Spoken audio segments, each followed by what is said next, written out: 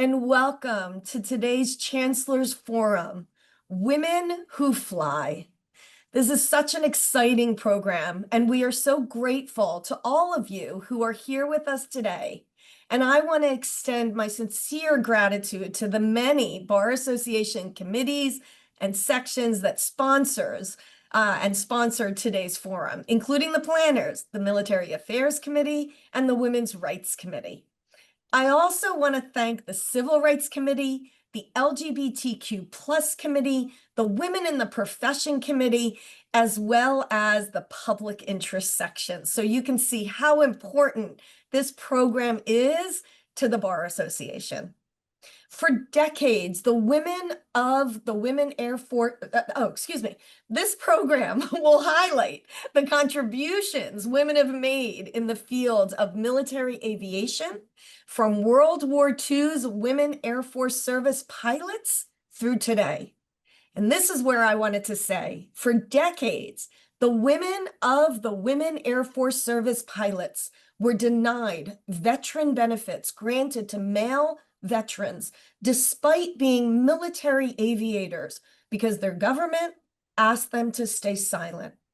Their subsequent advocacy in partnership with attorneys and lawmakers led to legislative and policy changes so they could be granted the same benefits and honors as male veterans.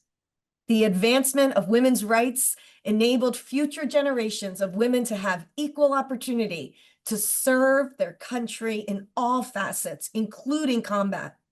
We believe that these rights are now under threat, with those who may serve their country being based not on their competency, character, or conduct, but solely on their gender identity.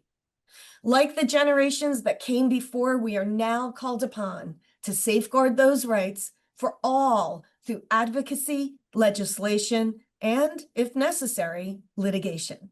So today, we have the honor and privilege of speaking to some incredible and accomplished women trailblazing aviators and advocates who are proof that the skies should be open to all. I want to thank the planners for making this Chancellor's Forum possible, and I would like to turn it over to our moderator in a second, Shelley Ann Melendez, who is the co-chair of our revitalized Military Affairs Committee. Prior to becoming a lawyer, Shelley was an Army-enlisted all-source intelligence analyst who deployed to Afghanistan in support of Operation Enduring Freedom. Shelley, thank you for your service. Thank you to all for their service. Shelley now works at Riley, McDevitt, and Henrik, representing clients in a variety of matters in the state and federal courts of Pennsylvania and New Jersey. Thank you again to all those joining us, and over to you, Shelley. Thank you so much, Kathy, and to welcome, just a gigantic welcome to all of our guests attending this Chancellor's Forum, and even more so, an enormous thank you to our panelists who have agreed to donate their time and participate in this panel. First, in introducing in alphabetical order, just to be fair, I would like to introduce Kodey Bogart, a former U.S. Army warrant officer and Blackhawk aviator who served in medical evacuation missions during Operation Iraqi Freedom and who is a decorated combat veteran. I'd also like to introduce Erin Miller, an author, speaker, and granddaughter of a member of the Women Air Force Service Pilots, WASP without an S, who served during World War II. She is the author of Final Flight, detailing the campaign to pass a bill in Congress to permit WASP to be buried at Arlington National Cemetery. Also, we have Amy McGrath, the first woman to fly a combat mission for the Marine Corps, as well as the first to pilot an FA-18 on a combat mission. She is also a former political candidate for Kentucky. Ladies, thank you so much. And to open it up, Erin, can you tell us a little bit about the WASP and really what your grandmother was able to do with them? The WASP were Women Air Force Service pilots.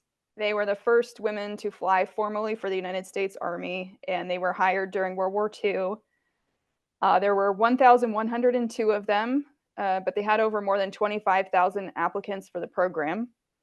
38 of them died in service, and they were not recognized at the time as veterans because a bill to formally make them part of the Army failed by 19 votes in the summer of 1944. So they were not granted veterans recognition or any of the same benefits that the men serving at the time had. The program was created because at the time during World War II, as many people are aware, air casualties overseas in combat were very high. And the idea was we would have female pilots fly within the United States doing the kind of more routine work, let's call it, but it's still dangerous. That is misleading term, but the work within the United States to support air missions, so moving airplanes from factories to ferry locations, test piloting, training men pilots, all kinds of missions within the United States to free up male pilots to go overseas to be part of combat missions. So that was the main goal of the program. Okay, thank you for that. And Kodey, can you let us know a little bit about your service, especially flying medical evacuation missions? Yeah, absolutely. So I was active duty for the Florida Army National Guard for 12 years. I was actually in the military for 7 years before becoming a pilot. I did want to be a pilot, but had found out that my eyesight was not up to the standard it needed to be. So I did a few other jobs, but during that time I went on a morale flight and I was like, this is what I wanted to do, right? So years later, in 2004, the Army and the Navy got together for pilots to do a study on refractive surgery, so PRK and LASIK. My mentor, who is still my mentor to this day, he came up to me and let me know of this study and said I should apply. So I did. The Navy did my PRK surgery, and I was able to go off to flight school. I was the first female for the Florida Army National Guard to be designated as pilot in command in combat during day, night, and night vision goggle operations during Operation Iraqi Freedom. I love service, and I was really honored to be a part of it. Thank you for sharing that. And Amy, I mean, tell us about yourself and how you found yourself in the Marine Corps and as an aviator. Sure. I wanted to fly since I was about 11 years old. And at that time, and I wanted to be in the military. I wanted to be a naval aviator. I saw this History Channel documentary that had these aircraft landing on the backs of aircraft carriers. And I basically said, that is cool. I want to do that. And I had to learn about government, though, at a very young age because there was a federal law prohibiting women from doing this, from being carrier pilots at that time. And so I had to learn all about law at the age of 11, 12 years old. Sat down at the dinner table and I was asking my mom, oh, well, just change the law, go change it. And she was the one that had to explain to me, well, you can't change the law. Your member of Congress can change the law, and the president changes the law. You can advocate for change. And so I became an advocate. I wrote every member of the House and Senate Armed Services Committees at that age and asked them to change the law. And I got several letters back. One side said, you're a girl, go do something else. And the other side said, our military exists to fight and win the nation's wars, and you should have the best people in those positions, and you ought to be able to compete. And if you're good enough, you ought to be able to get in that cockpit. And that was my first understanding of the political parties, because one side said one thing and the other side said another. And so I followed along in high school, worked really hard. I got lucky because my senior year in high school, we had this amazing thing happen in this country called an election. And we had more women elected to Congress that year. We had a new president, and they opened the doors for women right at the right time when I was turning 18. Left home, went to the Naval Academy. The doors were open. I never looked back. Became a Marine Corps officer. Why the Marine Corps? They're the best. I wanted the best. I got it. I wanted the toughest. I got it, and was able to jump into F-18s and have an amazing career for 20 years after that. So happy to be with you all. Mhm.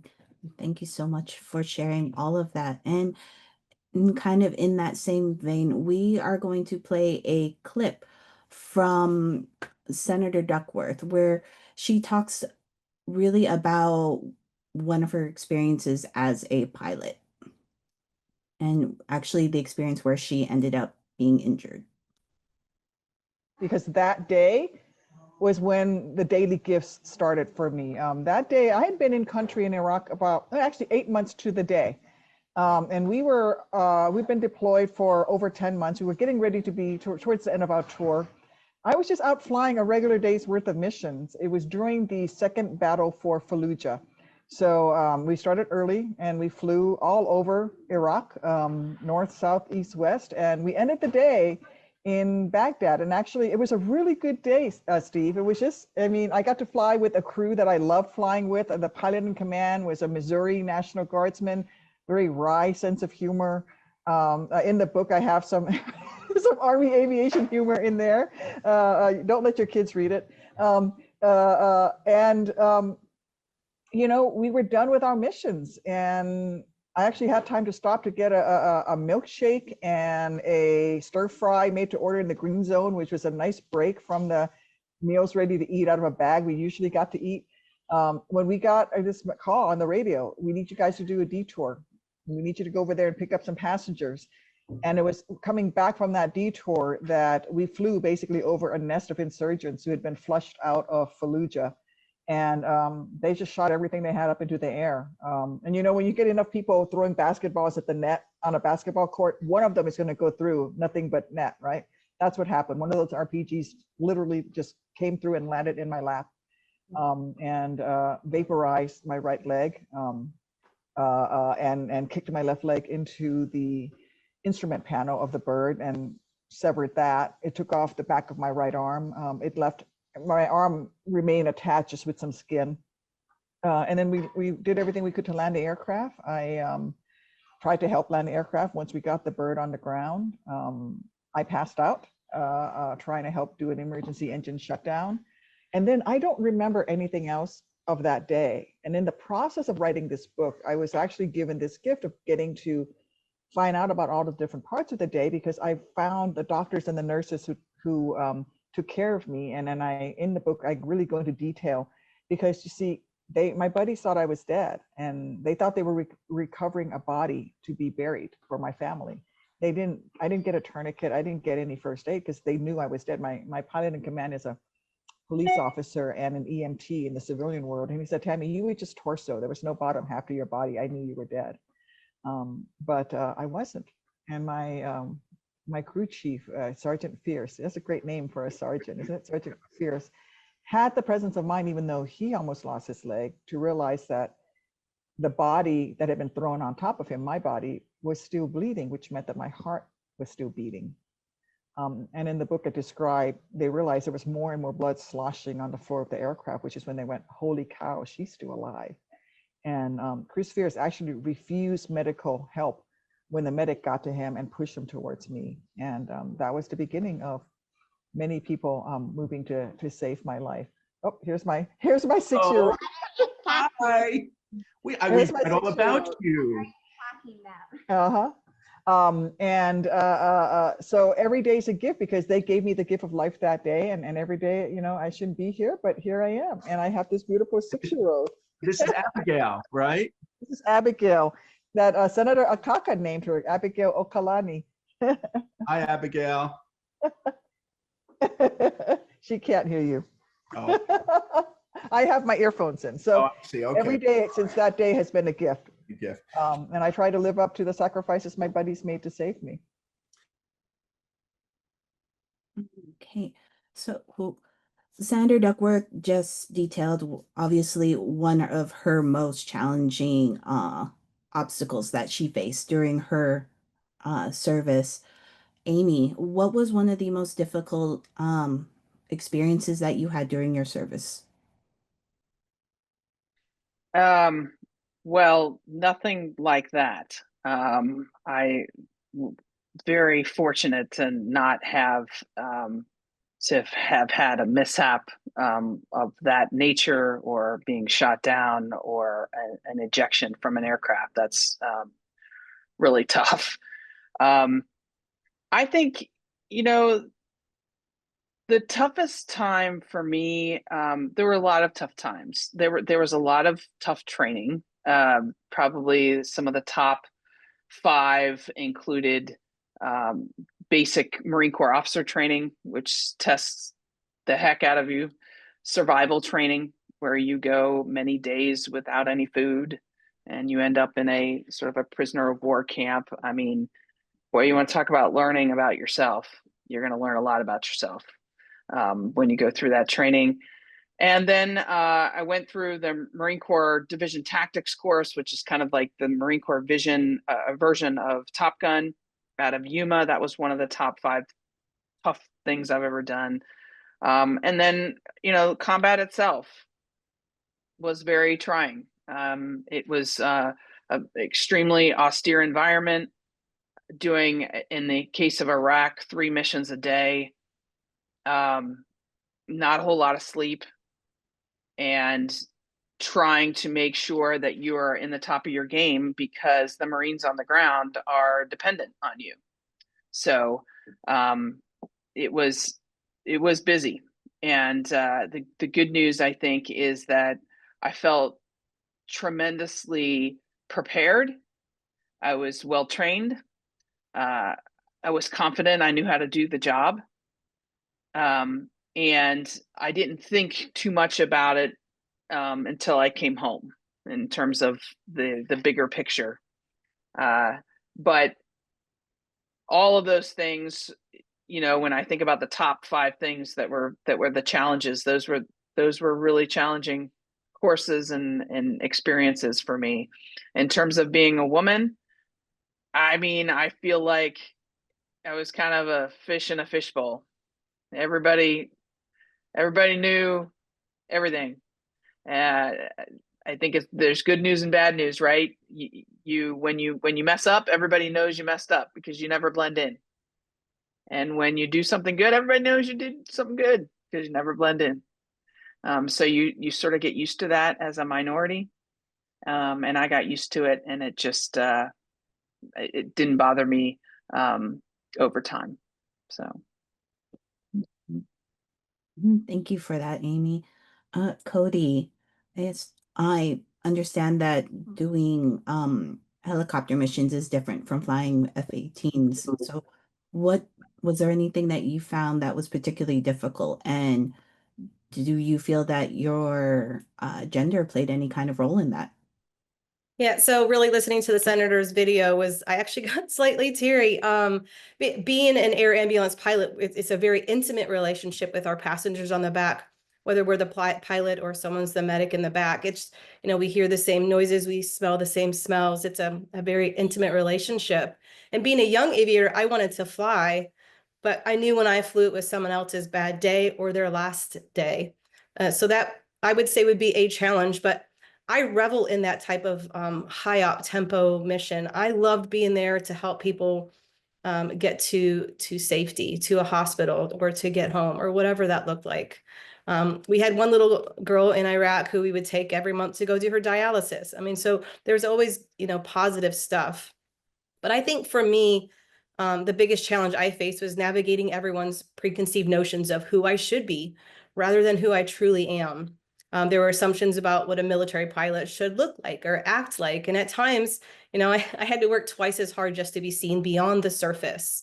Luckily, I'm a book nerd, so that was pretty good.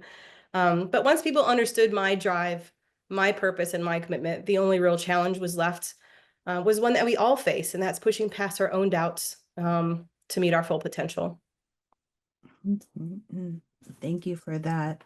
And Erin, your grandmother had gone into the WASP fully in with the knowledge that the organization was supposed to become militarized, especially considering that there were 3 generals sitting on the panel for that group. But in the end, that didn't happen. So, I mean, what was it like for you trying to push for to really emphasize your grandmother's veteran status?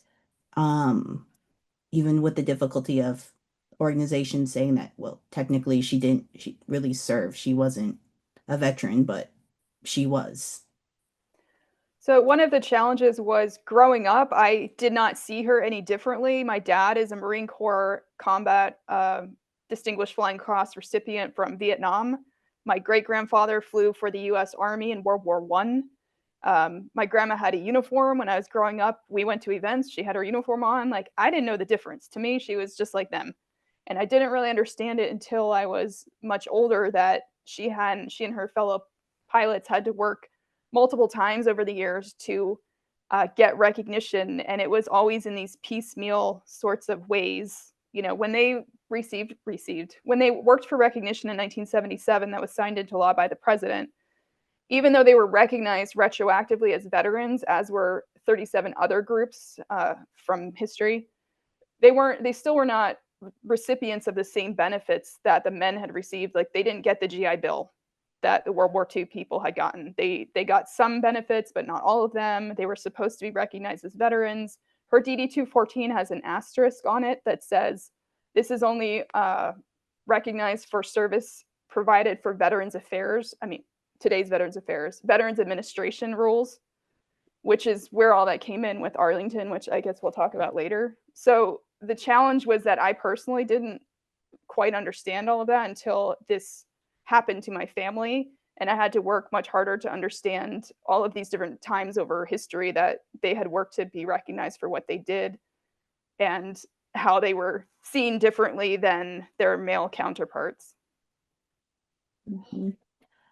I do have to ask, as female veterans, do you ever get asked if you're out on Veterans Day, or if you happen to have a veteran or a combat veteran sticker on your car, like I happen to do you ever get asked if your husband or your significant other or someone else is the veteran? Yeah, absolutely. Every time.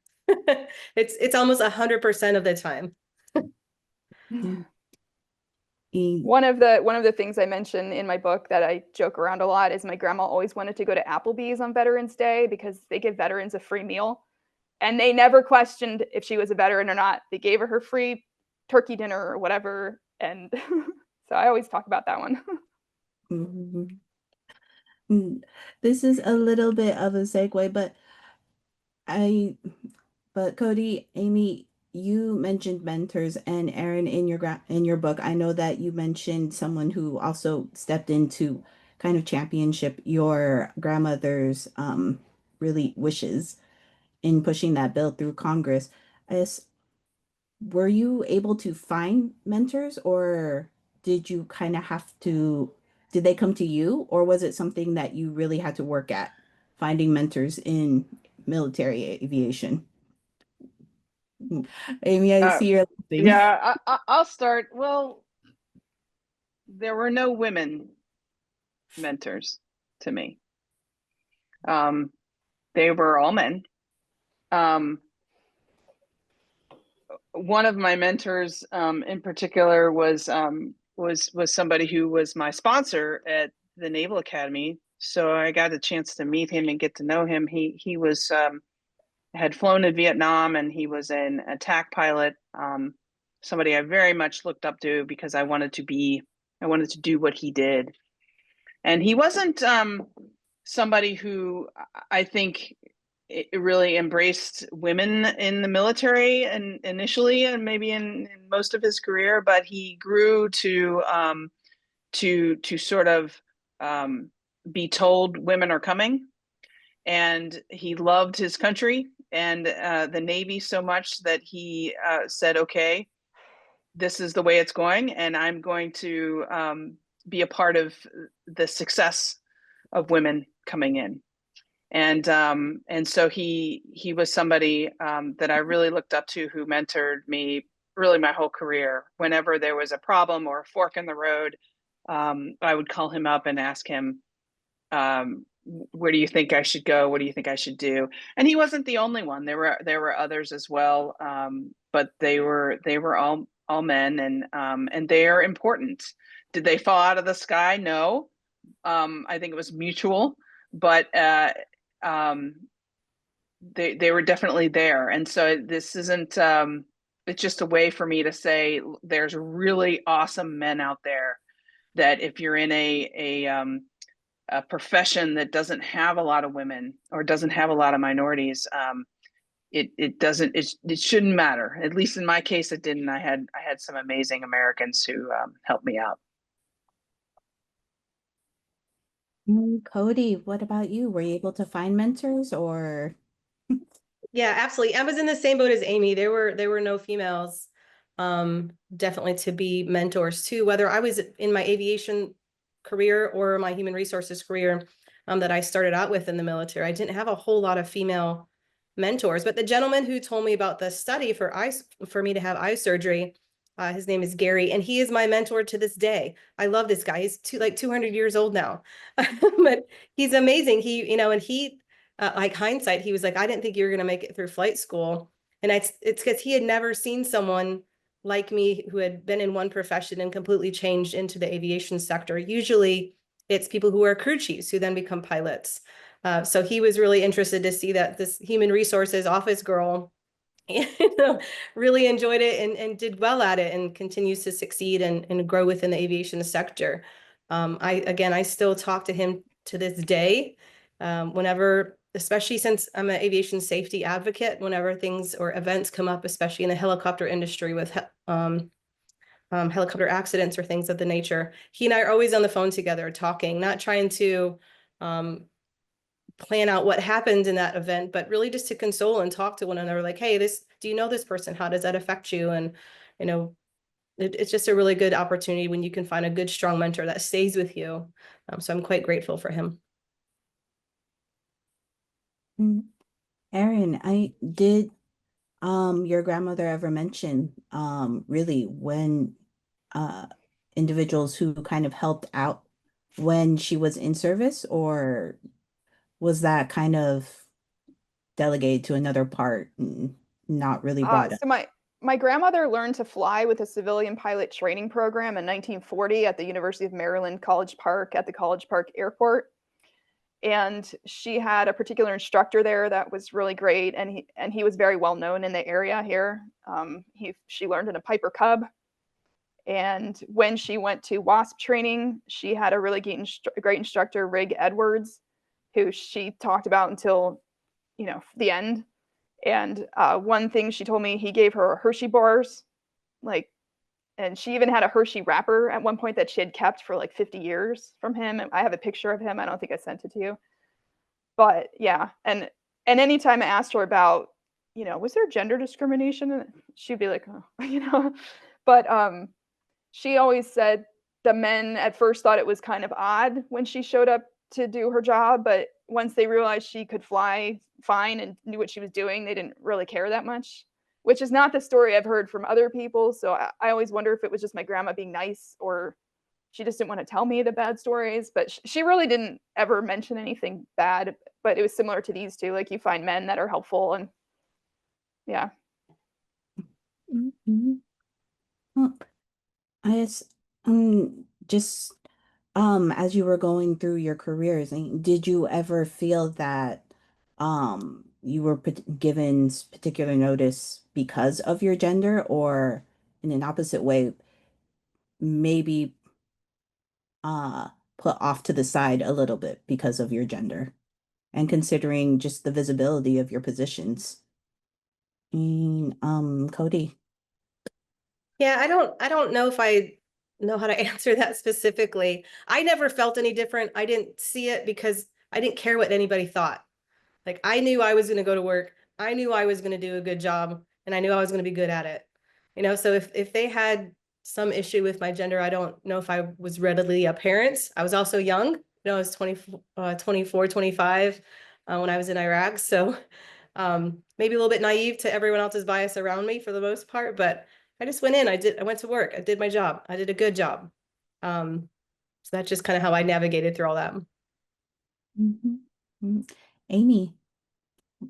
Well, I would say, look, 99% of the time, there was not a focus on gender. The vast majority of the time that I was in from my perspective. I was focused on getting the job done, focused on meeting the qualifications, focused on being somebody. And I know that Kodey probably feels the same way, being somebody that people could count on, being somebody who's professional, who they, when your name is on the flight schedule, hey, that person's good to go. They want to fly with me. Okay. Because I know my stuff. However, I will say a little bit about culture, because there's a lot going on in our country regarding culture, regarding whatever you want to call it, DEI, I don't know, you name it, get your buzzword out there. When I was in my first squadron, we used to have aircrew training, and we had it every week. And there was PowerPoint slides, and it could be anything from aircrew training on the systems of the aircraft, or maybe a certain weapon system, or maybe it was close air support. It was a different topic every week. And it was given by different aircrew. And every single training, my first squadron, when we'd look up on the screen, every single slide was a naked woman. And I was like, there's only one other woman in my squadron, maintenance officer, and everybody's in the room. You're in a room with like 30 dudes, and it was funny for them. And that was kind of the way they had done business for years prior to me arriving. But it was a tense then, because now they have a woman they're sitting next to. And how was I going to react? Now, Kodey, you might appreciate this as well. I was like the most junior in my first squadron, right? So I'm surrounded by all these men who are higher ranked than me. And so am I going to stand up on the table and say and demand, you guys take that down right now? Am I going to do that?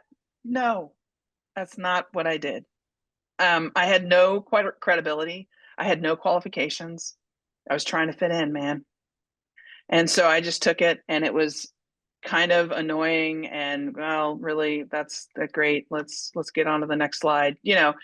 I tell you that story because there was a culture piece there that in my second tour, when I came back for my second tour, I'm a higher rank now. All that stuff was gone. The commanding officer had gotten rid of it. I am now a mid-grade captain. I have a lot of quals now. Half the squadron is below me in terms of rank. The guys that are my same rank are the guys that I went to combat with. There's not a few. There's maybe 3 or 4 or 5 or 6 maybe at a higher rank at that point in my second tour. And they had all worked with me, or women like me.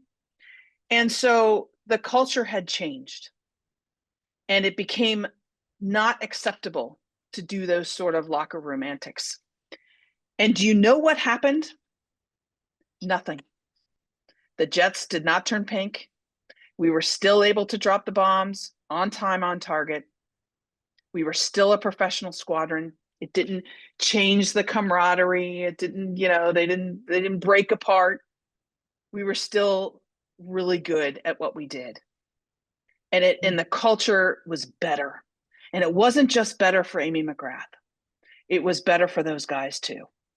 Because I had guys come up to me in my second tour and say, when they heard about the things that happened in my first tour, they would say to me, I'm Mormon and I don't want to see that stuff. Or this isn't the way the thing should be. They got it. They didn't want the locker room stuff either. Many of them, some of them did, but many of them did not. And so I just feel like, more women rising in the ranks matters. Sometimes you can't change culture overnight. And sometimes it can't be dictated on above. It's going to have to be changed by sort of excellent women doing their job quietly every day and rising up, and then saying, enough is enough, guys. And usually, you know what? Here's the last lesson, and then I'll shut up. A lot of those changes happen by men. and you don't even have to do it. They'll do it because you're so good and they know it. And then they start to realize, yeah, maybe we shouldn't be doing that. Thank you so much for sharing that. And this just makes me wonder, Erin, when you were first pushing for your grandmother, and this kind of brings back to mind the response of the American Legion representative. Did you encounter a lot of that kind of culture in the beginning, where, especially considering that um especially considering that you're coming to this and coming to your grandmother's advocacy from a civilian point of view? So one thing I will mention about culture and things is, as opposed to most women, including Amy and Kodey, their experiences training these days, my grandmother and her fellow pilots were at a base with only women training. It's very different than pretty much anyone else that followed after that. It's a very different experience.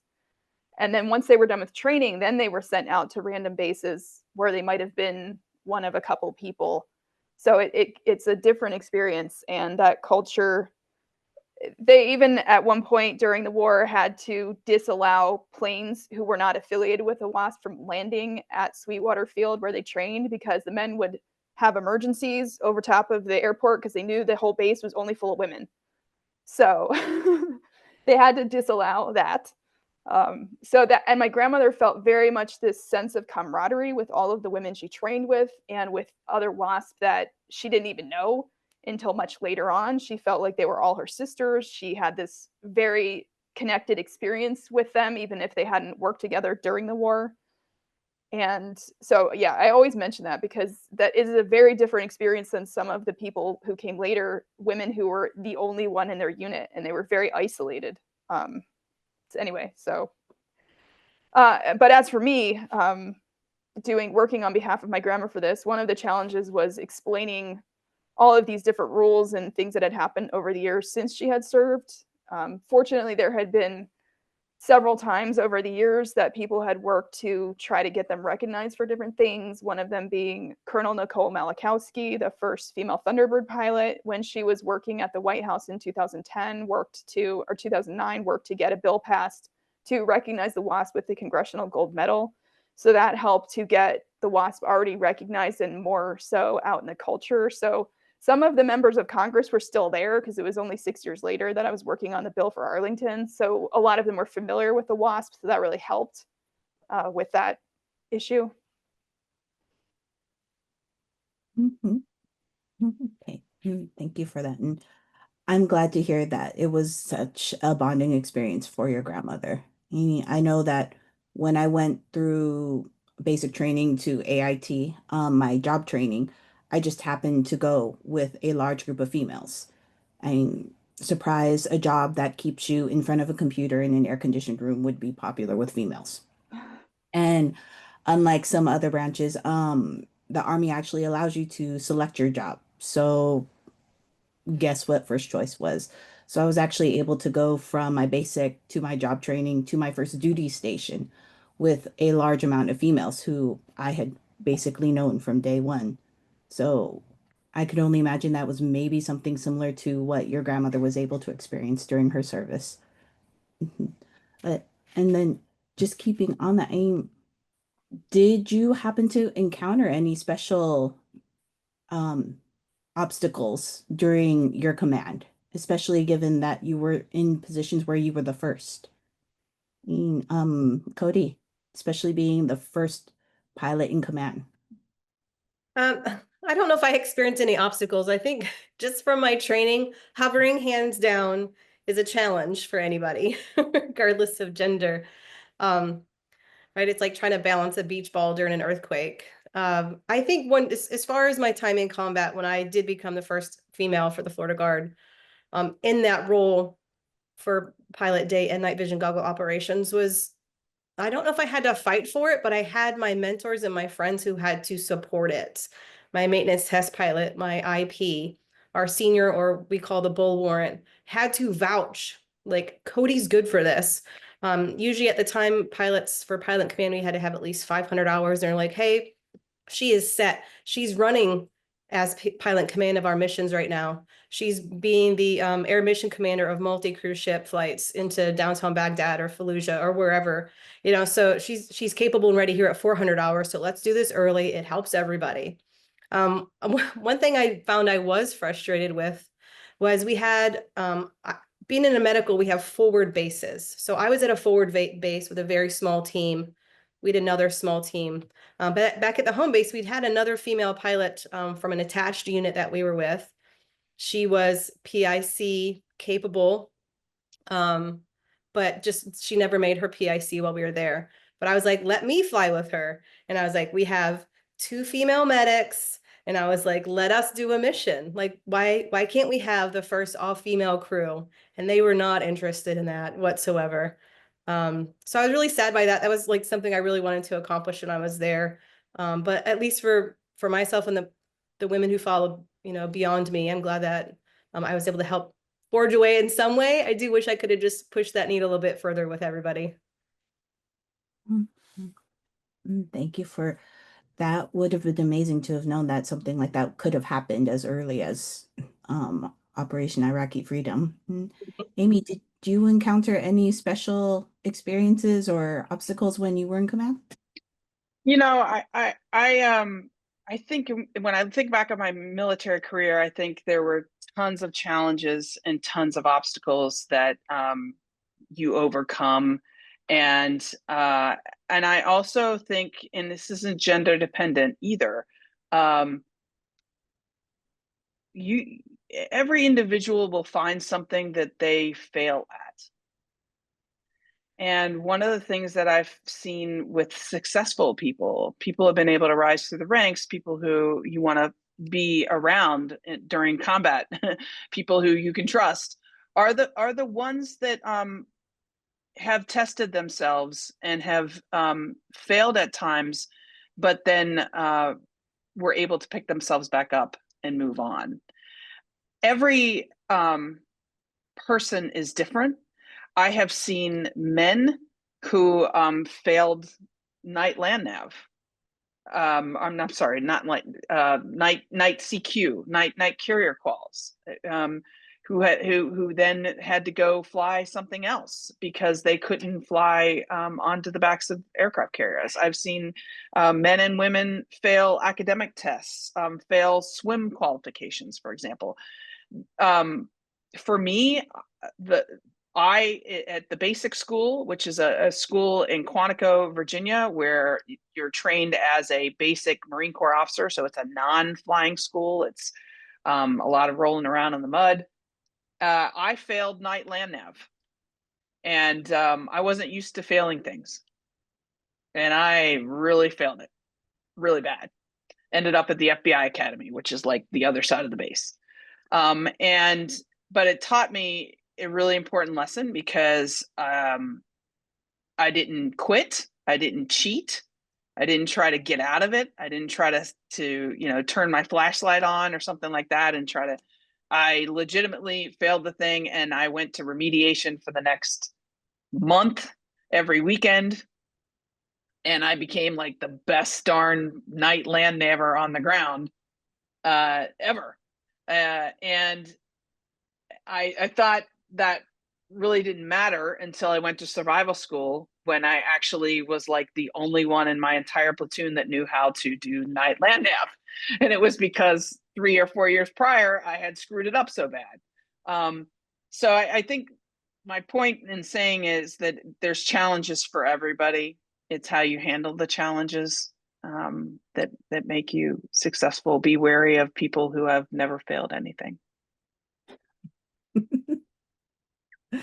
I like that. And we actually do have a question, and I do want to address this before I forget. So this person said that they resonate with the challenge regarding eyesight. And Kodey, I do have to admit, I was a beneficiary of the Army's PRK. So I am very happy that was put into place. This individual's sister is a 20-year Army vet. Their brother is a Marine vet. Oh, this person is considered a failed lawyer because I did not pass the eye exam for Air Force. Would all of you still recommend air service for women, notwithstanding the current anti-DEI culture? Mm, Yeah. they're- Go ahead. I just wanted to confirm, they're asking if we would still recommend women to join the military? They did not, well, they said air service, so I'm going to say yes. Okay, go ahead, Amy. I mean, so in all of the services, all the branches of the military, Air Force, Army, Navy, Coast Guard, I'm not sure about Space Force, but all the other ones have aircraft. Okay. And so, and if somebody said, well, would you still recommend that a young woman go into aviation in any of those fields? Yes. What's going on right now among the leadership at the very top of the Department of Defense, my hope is an aberration.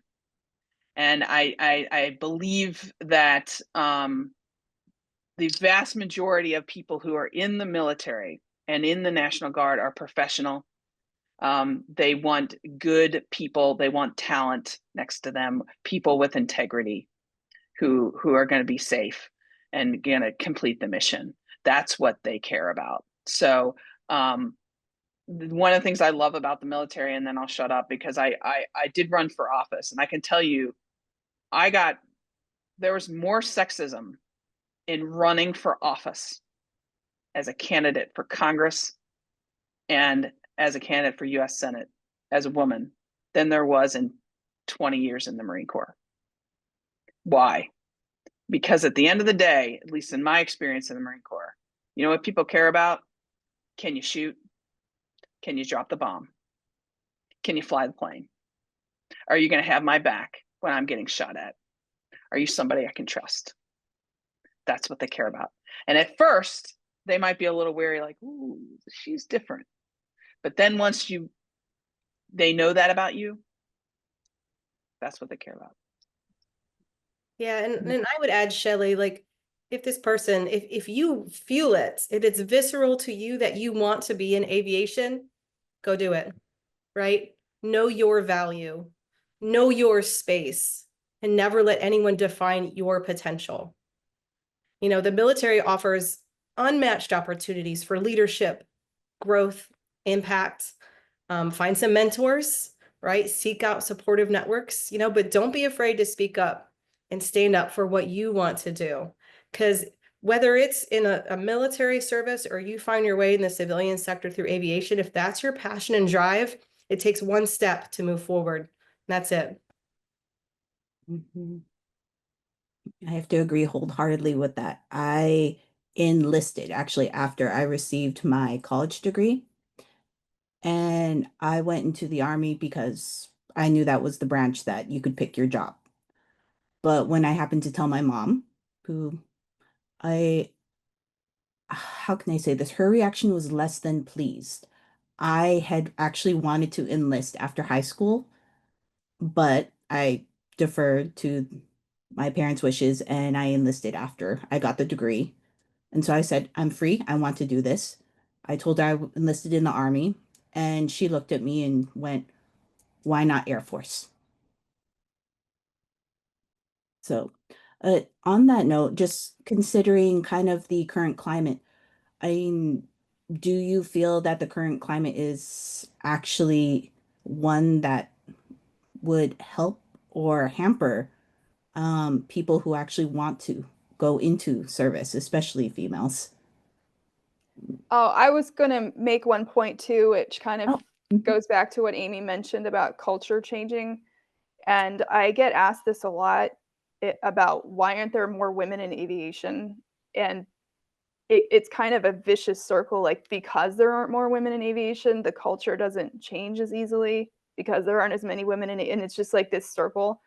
So we're talking to lawyers. I am a lawyer also. And my sister is a veterinarian. So I use these comparisons a lot. So in the 1930s, there were 3 female veterinarians who had graduated from veterinary school in this country. 3, not 3%, 3. And now this profession of veterinary is about to be over 80% women in the next 10 years. When my mom tried to go to veterinary school, they wouldn't let her in because she was a woman. When my sister went, per class had 121 people and only 11 or something were men. So it's very, very much skewed the complete opposite direction. And I know I'm talking to lawyers out there. So in 1951, right after World War II, only 3% of attorneys were women. And now it's much more balanced. It's about half and half at law schools across the country, and associates at firms, and partnerships less. But in general, it's much more balanced. And you don't, obviously there's still discrimination and stuff, but it's not the, same good old boys club that it was like back in the 50s and 60s. There's still challenges, but it's much more balanced. And because female pilots the percentage has really not changed that much. It's a very small percentage. Only about 5 to 6% of airline pilots are women.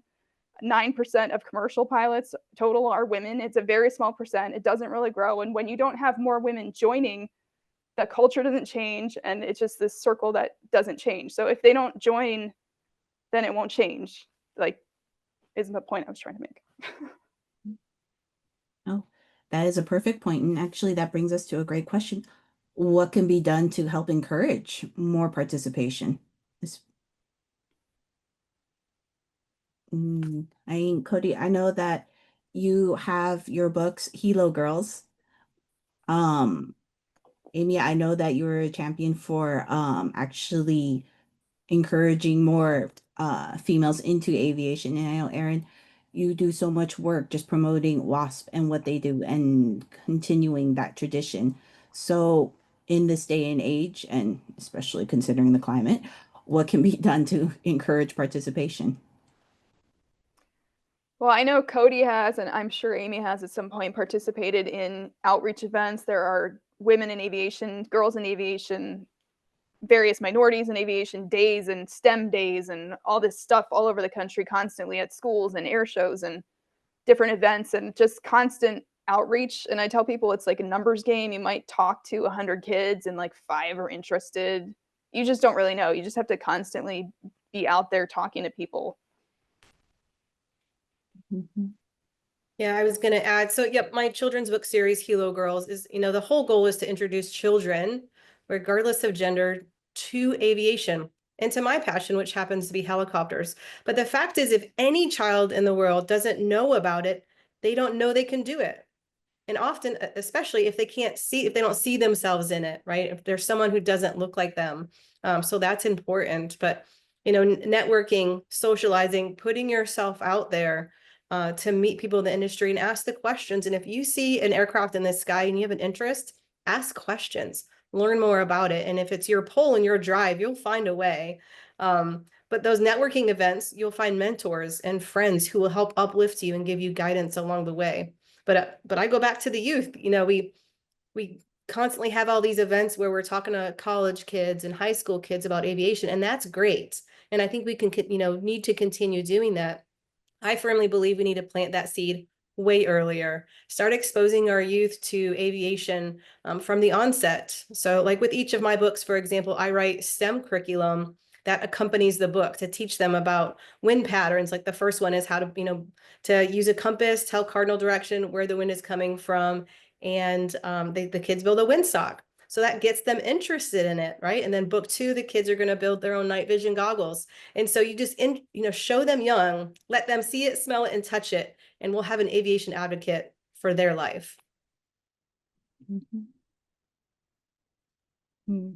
I would actually say getting talent is a matter of national security. We need the best to join the military, to be pilots, to be surgeons, to be crypto IT people. We need talent. We need the best. And so going back to one of the questions that you had asked, Shelley, about the current environment. Yeah, it's not great. It's not great to have, a Secretary of Defense who how do I say this, that doesn't value that broader talent pool. It's really bad to have pictures being taken down because they're pictures of minority people. Websites about Jackie Robinson being pulled from the military sites. Nicole Malachowski, someone had mentioned her, her story, the Air Force pulling that down in order to meet some directive. And then having a person at the top of the, at least on the civilian side of the Department of Defense, who's, you know, has credible allegations of domestic and sexual abuse is not great, right? But the doing this type of attack, it does stifle inspiration, and we can't discount that. And I say that because, you know, when I was young,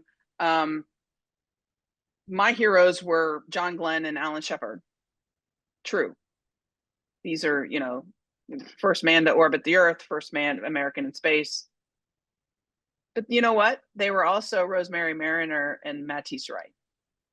And now many people on this call probably don't even know who they are, but I did. You know why? Why I know Rosemary Mariner was one of the first naval aviators in our country. Matisse Wright was the first Black woman naval flight officer in our country.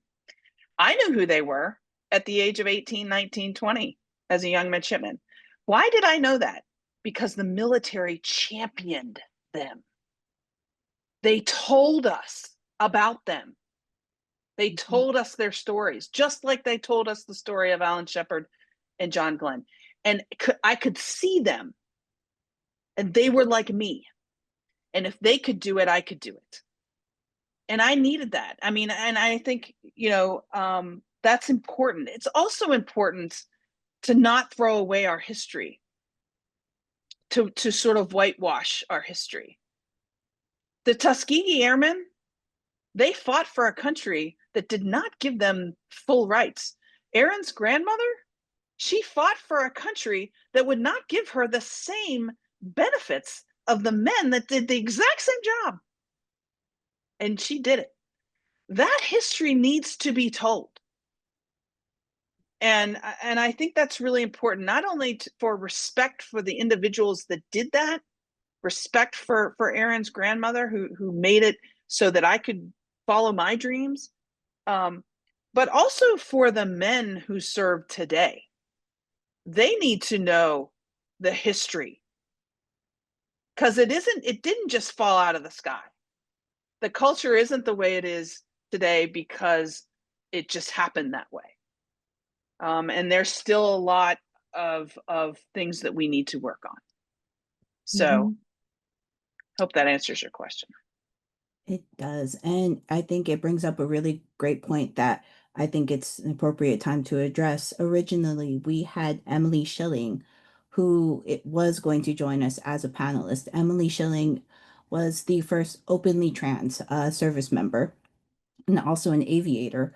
And she was going to participate in our panel, but she was unexpectedly asked to go to Capitol Hill and provide some advocacy and education in light of the trans service member ban. And just speaking in general about military policy, the Air Force is rolling back, as they put it, their guidelines regarding pregnancy for female aviators. And they're rolling it back to 2019 rules, where female aviators who are pregnant are barred from actually flying during the first trimester on. And they're specifically barred from flying in aircraft with ejection seats.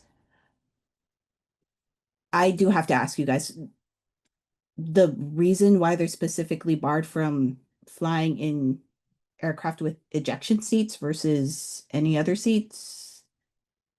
Well, I'll tell you why. And this is throughout history. If you look at women's in aviation history, a lot of people want to keep women out of aircraft with a gun, right? When they opened up aircraft, they opened up the cargo aircraft first. They opened up some helicopters first. And when the last thing to be opened up was any aircraft with a gun. And so when you look at ejection seats, you know, that you've got a lot of fighter jets. And that's you know, that's my cynical view on this, is that we're kind of sliding backwards, but there's no reason to do that at all, in my belief. Yeah, I would completely agree with Amy, right? The Air Force's decision to reinstate that restrictive flight policy, right? It's a step backwards for military readiness and for gender equity, right? Leadership has to recognize that pregnancy is not a disease, right? It's not something bad about us. It's a natural phase of life, just like aging is, right? And it should not automatically be disqualifying for women to do their jobs. These blanket bans do undermine our trust, our career progression, and it sends a harmful message that motherhood is incompatible with certain types of service, right? Those medical decisions should be made between the aviator and their qualified surgeon, right? Not dictated by some one size fits all policy, right? Our military branches should be serious about retaining talent, which includes females, right? And treat our female aviators professional and capable of making informed decisions about their own bodies and their careers. I find it even more frustrating because when I was a civilian flying law enforcement, I flew until I was 2 weeks from my delivery date, 2 weeks, and I was just fine. And I was very happy with my leadership who was comfortable with me doing that and would, just check in. Hey, how are you doing? I'm like, I'm great. I've been talking to my doctor about X, Y, and Z, and everything's fine and healthy, and I'm comfortable doing this. And it can you can do it safely while you're pregnant. Again, it's not some debilitating disease or something that makes us incompetent. I actually really like that you brought that up, and I love the picture of you pregnant and standing right outside the helicopter Thank because you. Army, as soon as you find out you're pregnant, you're banned from taking a PT test, a physical test. What do you need to actually get promoted in the Army? Well, you need to have a current PT test. So that kind of blanket ban automatically prohibits any pregnant soldiers from actually being promoted, like until what? I want to say at least a year, because even after you give birth, you're still prohibited from taking another PT test for 6 months after. So I do like that you guys do bring that up. And for the life of me, I just couldn't understand why the rule specifically banned pregnant aviators from being in aircraft with ejection seats. It just didn't make sense to me. But then that does bring us to the next portion, which is, I mean, considering kind of this slide back that we're seeing, what can we do to help move progress forward? What else do we have to do to kind of keep the fight going? I was going to make a historical point. So after World War II, when the WASP were disbanded at the end of 1944, when the Air Force was formed in 1947, and along came with it the Air Force Reserve, my grandmother and I think all of the WASP received a letter inviting them to join the Air Force Reserve, the newly formed Air Force Reserve. But between the time my grandma left the WASP and got this letter, she had children, and they didn't know about it. So she went to the Air Force Reserve for a while, and then she got a letter sometime later saying, "Oh, we found out you have kids, so you can't be in this anymore." And she wasn't, obviously the kids were, born for a while. They weren't brand new. And so just to make a point, like they didn't even want women with any children to serve at all. I want to say when I got out, maybe, goodness, 10 years ago, they were still allowing females to get out after pregnancy on the female soldier, or I'm sorry, single soldier exception, which was basically if you have a child, regardless of your family care plan, they were just trying to hurry you out the door after you gave birth if you were single. So don't know if that is still currently the policy, but I think there has been a definite skew to a certain position when it comes to females and children and the military service. Yeah, and I do think, I wish our government would make these decisions based on actual data and fact and not just a knee-jerk reaction. For whatever reason they want to pull back. If they're unfamiliar with females and pregnancy, well, let's do an education class. Let's talk about it. ask your spouse if you've had children before. It's not unfamiliar territory. It's not scary. It's, and I just wish that there could be more conversation around it as opposed to making it like some sort of negative piece, because it's not. I think if you were to ask, you sort of ask what can we do? What can we do, right? During this time, I think one thing we can do is champion the women who have served, who are in Congress. They are strong voices. Tammy Duckworth is one of them. Mikey Sherrill is one of them. Chrissy Houlihan, Alyssa Slotkin, Abigail Spanberger. She was in the CIA, but almost the same thing.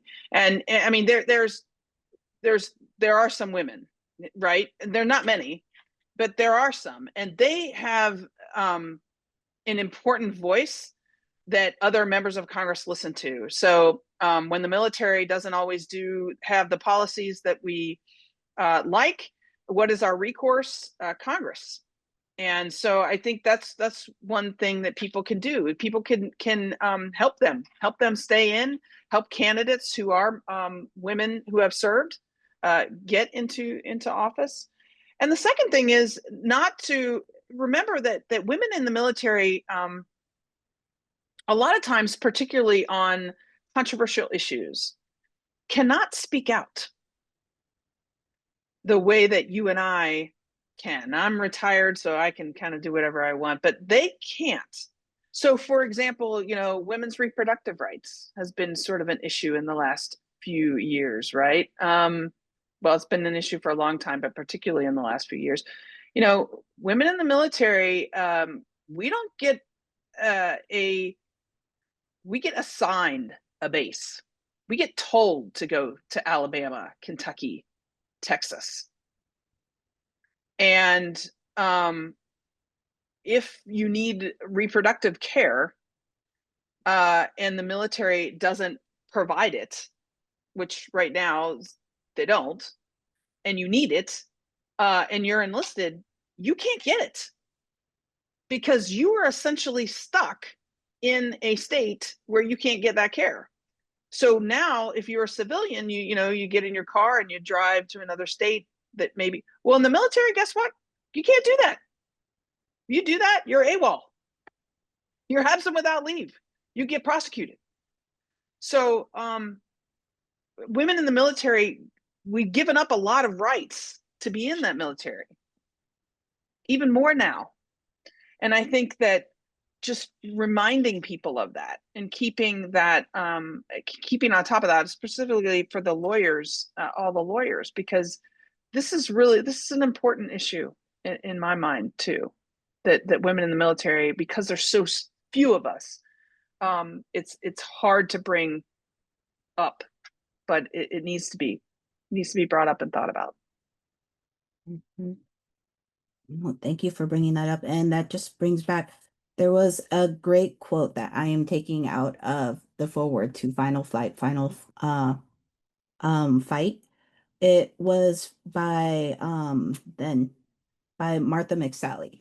And this resonated with me considering this panel and just kind of what we're seeing today.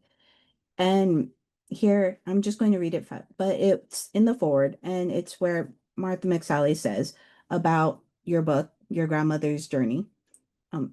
It's about how ordinary citizens can bring about change through advocacy, perseverance, and mobilization of others for a cause greater than themselves.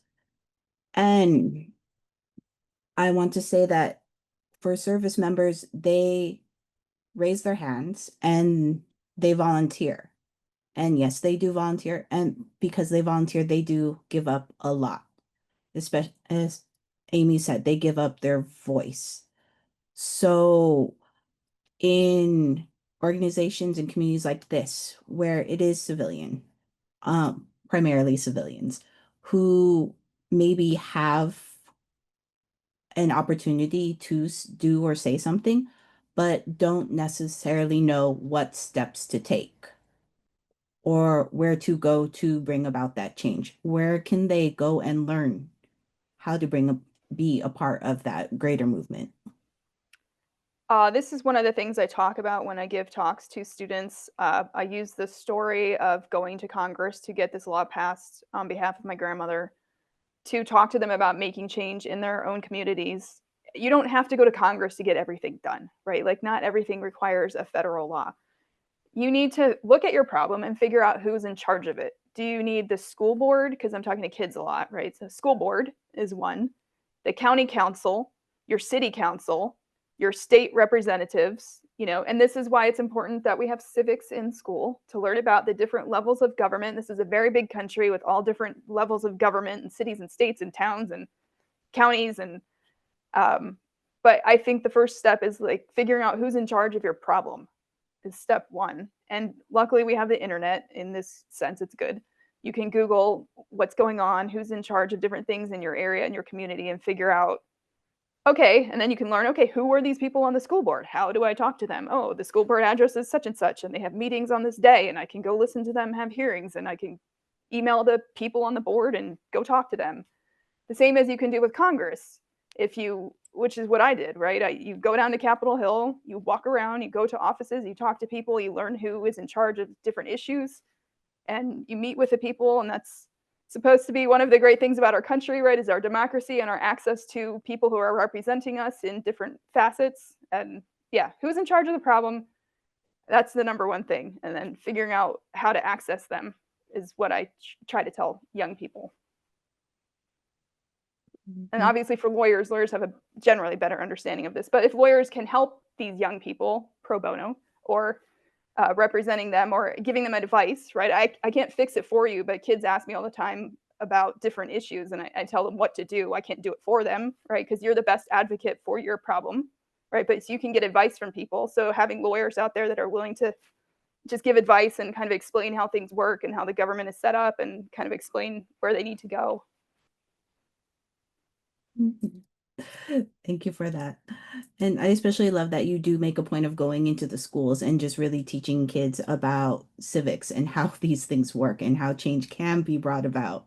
Because uh, I will say that at least in the high schools I taught in, government was only taught maybe in their senior year, and it was for maybe half of the school year. The other half was economics, which was another sorely needed lesson. I will admit that. But thank you for sharing that.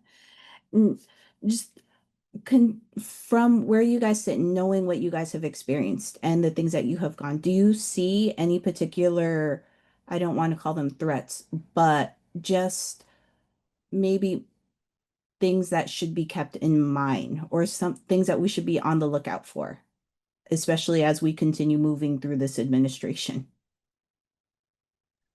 Well, look, I think that as was mentioned earlier, we've sort of done 2 steps forward, 1 step back in many ways.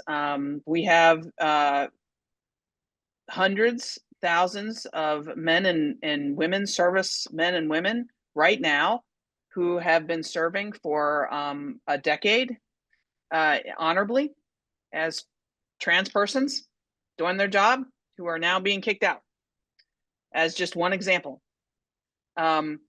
And I think that there's potential for more of that. You don't look a certain way. Restrictions on women, little things like that we had talked about. Where well, you can't fly now because you're pregnant, or you can't do this now.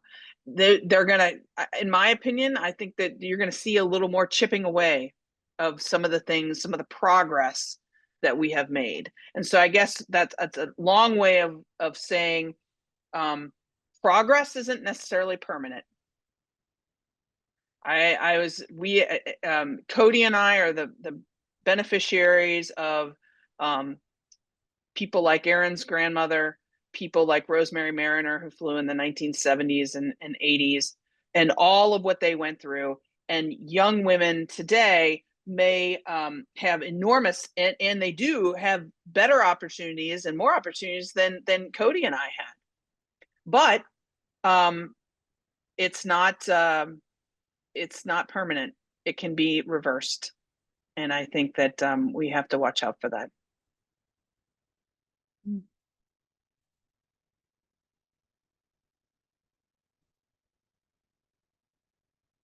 Oh, Erin, is there anything that you see kind of maybe looming on the horizon? Forgiving the forbidding imagery there. I don't know. I same thing that Amy is saying, right? So what my grandmother went through when she was serving, she was told not to be involved with the political stuff, right? Go fly your plane, don't worry about politics. They were actually told this, like just do your job. Because when they entered service, they were told you're going to be part of the army, but it's going to take a while. We don't have time for you to wait around, or any of us to wait around. Like, we need you to be in service, and don't worry, it'll happen. And then it didn't happen. And they, like Amy mentioned, they were not permitted to advocate for themselves. So a lot of times the general public and the media need to be advocates for these people, in the sense of not necessarily advocating one way or another, but at least bringing what's going on to light so people are aware of it. Like, the media is very important. Attorneys are very important in this regard, like making sure that people understand cases that are going through court, because people don't understand, right? When something happens at the Supreme Court, people don't really understand what it means all the time. And the media might focus on one part of a case that's not really the main meat of the case. When, all of that can get very jumbled and confusing. So if people who are well versed in all of that can finesse it down for people in the general public to understand it, and so those people can then advocate and have a good understanding of what's going on, I think that's very helpful.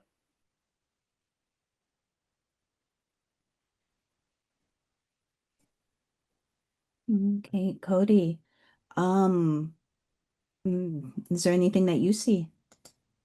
There's so much in the political environment that's happening around us, and it always seems to be the case. But, maybe I'm naive or just optimistic, but I like to believe our elected leaders have the best interests of their constituents and people at heart. I really want to believe if someone goes into politics, they're trying to do the best they can. But I hope people understand that public rhetoric, right, questioning the value of women in uniform can damage trust within units. It hurts our retention. It weakens our readiness, right? Women, all demographics, they're so important to play a vital role across all of our branches of service, right? And when the people feel supported or unsupported, the entire force suffers, right? So high profile statements, can shape and damage public perception, especially for young women who are considering military service, because we need them and we want them to join. Right. So words matter. Leadership, right? True leadership influences all levels and culture, right? Which again impacts our retirement, our retention, our mission success. And, as Amy was alluding to earlier, we need good people.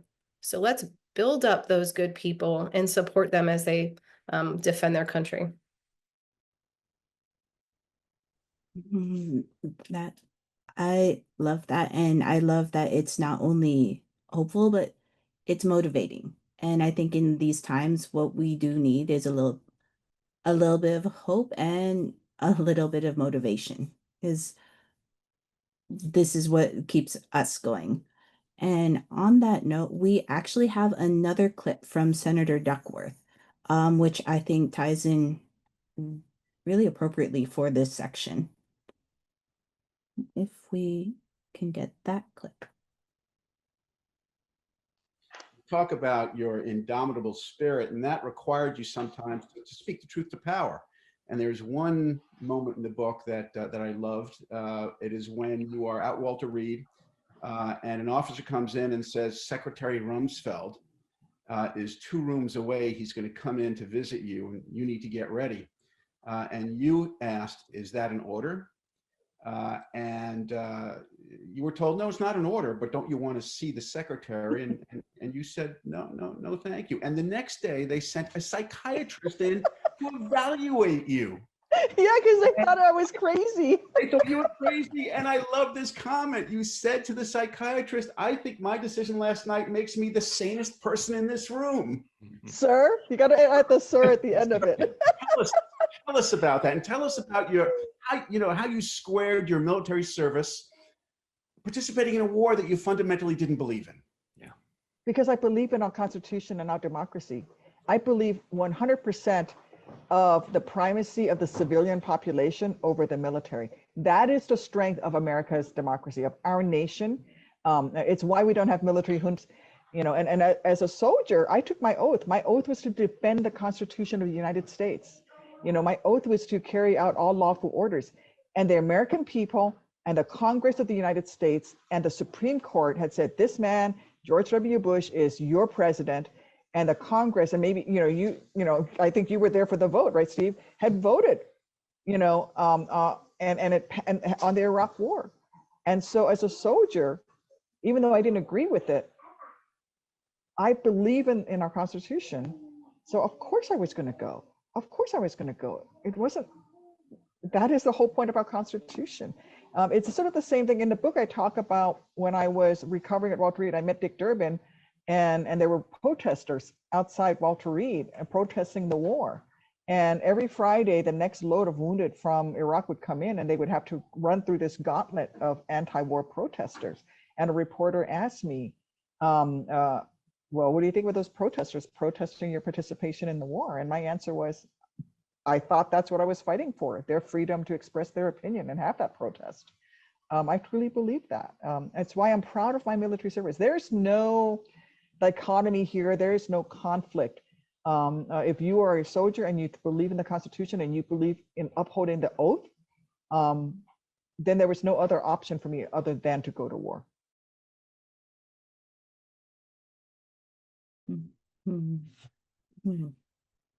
Okay, so again, thank you so much, ladies, for participating and giving us your time as well as sharing your thoughts and experiences. Before we go, is there anything that you guys would like to say? Erin. I just appreciate you having us as guests, and I hope the audience has learned something. And yeah, since you do have a group of lawyers as your audience for the most part, like lawyers are important and can be very helpful in this regard. So we appreciate you. Kodey. Yeah, I'm going to say the same as Aaron. Thank you, Shelley, and the Philadelphia Bar Association for having me here. I'm honored to speak, next to Amy and Aaron, and it's been an absolute pleasure. So thank you. Amy. The same. I'm honored to be here.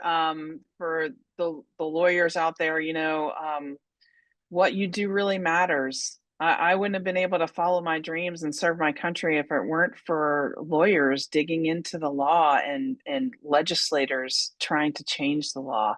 It is so important. It does have impact. And I just thank you for staying caring about this country and caring about the people that serve it. So thank you. Thank you, ladies. And thank you to all the different committees who actually made this panel possible. That includes the Women's Rights, the Military Affairs Committee, the Civil Rights, the LGBTQ Rights Committee, the Women in Profession Committee, and the Public Interest Section. And to close us out, I am happy to announce that we were actually able to get some remarks from Mikey Sherrill, is actually a former U.S. Navy helicopter pilot, as well as an attorney. So if we could have that last clip, and that closes us out for this section. Thank you so much, ladies. Hi, my name is Mikey Sherrill, and I am a former Navy helicopter pilot. And I love flying, and people ask me all the time, what was your call sign? And I hate to say it, but in the helicopter community, we didn't have tons of call signs, and with a name like Mikey, you don't get an extra nickname. So I just went by Mikey. And then I was also asked, what is something I learned from my career in aviation?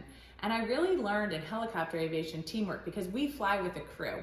And I depended a lot on my crew, whether it was helping me to find people that we were trying to rescue at sea. It's really hard to find people, so we were all on the lookout. find a ship at sea that we needed to land on a really dark night. It was just a little speck in the horizon, and also then help make sure we were always landing safely and conducting operations safely. So I learned teamwork and how important working together with the crew was. And then But we are going to be hopeful, and we are going to continue motivating ourselves and our community as we move forward. Thank you again so much, ladies. It has been an honor and a pleasure.